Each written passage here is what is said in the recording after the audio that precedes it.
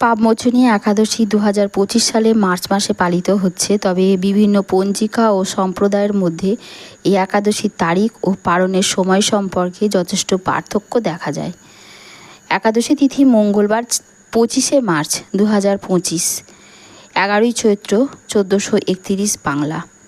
পালন সময় পরদিন সূর্যোদয় থেকে 10টা 12 পূর্বাহ্নের মধ্যে। ইস্কন অনুসারে বা গোস্বামী অনুসারে বুধবার পড়ছে একাদশী তিথি 26শে মার্চ 2025, 12ই চৈত্র 1431 বাংলা। পালনের সময় গোস্বামী মতে পরদিন সূর্যোদয় থেকে 10টা 11 পূর্বাহ্নের মধ্যে। ইস্কন অনুসারে পরদিন 5টা 55 পূর্বাহ্ন থেকে 10টা 1 পূর্বাহ্নের মধ্যে। আপনি যে সম্প্রদায় বা পঞ্জিকা অনুসরণ করেন তার ভিত্তিতেই পাপমোচনী একাদশীর তারিখ ও পালনের সময় নির্ধারিত হবে। সঠিক সময় মেনে ব্রত পালন করা শুভ ফল দেবে। পাপমোচনী একাদশী মাহাত্ম্য বা পালন সম্পর্কে বিস্তারিতভাবে আজকের ভিডিওতে আমি আলোচনা করছি। পাপমোচনী একাদশী 2025 সালের মার্চ মাসে পালিত হচ্ছে।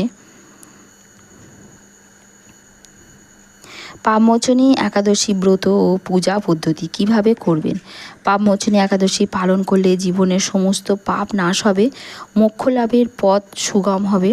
এটি চৈত্র মাসের কৃষ্ণপক্ষের একাদশী তিথিতে পালিত হয়। এই ব্রত পালনের নিয়ম কিভাবে করবেন তা আজকে আলোচনা করছি।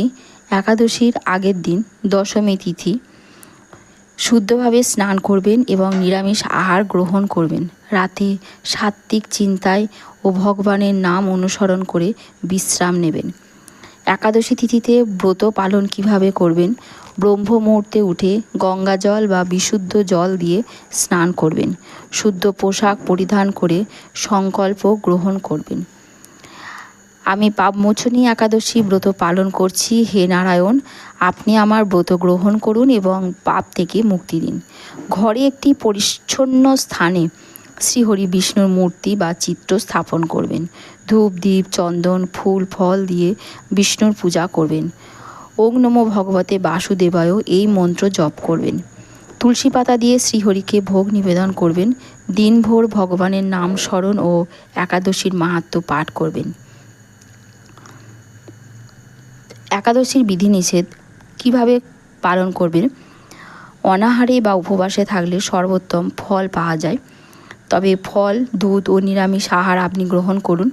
লবণ চাল ডাল পেঁয়াজ রসুন তামসিক ও অশুদ্ধ বস্তু গ্রহণ করবেন না।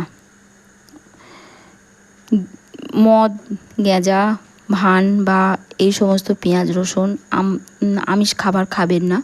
ক্রোধ পরনিন্দা মিথ্যা কথা পরিহার করবেন। দ্বাদশী তিথিতে পালন কিভাবে করবেন।